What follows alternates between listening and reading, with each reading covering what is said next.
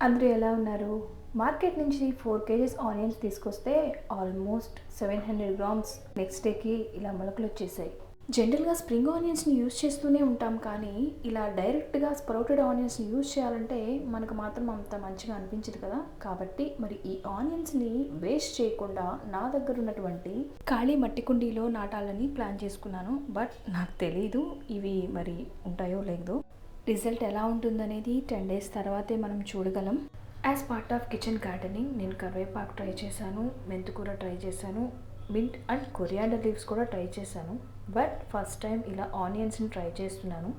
ఇవి ఎంతవరకు పెరుగుతాయో చూడాలి మరి. ఆనియన్స్ని డీప్గా ఉన్న వాటిలో మాత్రమే మనం ప్లాంటింగ్ చేసినట్టయితే మనకి చాలా మంచి రిజల్ట్ ఉంటుంది. కానీ ప్రజెంట్ నా దగ్గర ఇవే ఉన్నాయి కాబట్టి నేను వీటిలోనే వేస్తున్నాను.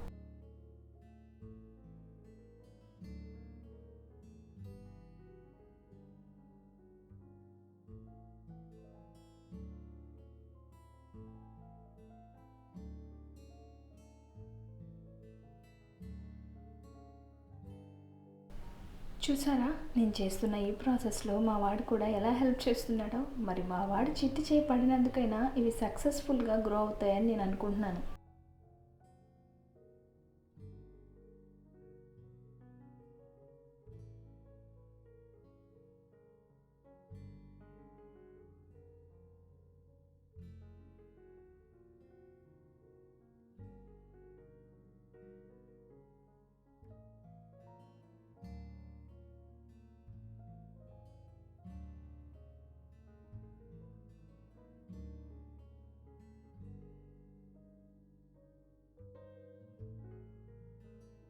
ప్రాసెస్ అయితే సక్సెస్ఫుల్గా ఫినిష్ అయిపోయింది.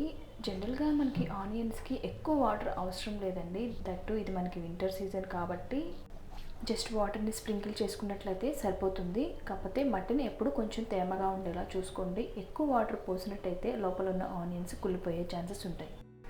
So let's see the results after 10 days. Wow, చూసారా ఎంత బాగా వచ్చాయో. నేను అస్సలు ఎక్స్పెక్ట్ చేయలేదు నిజంగా ఇంత బాగా గ్రో అవుతాయని.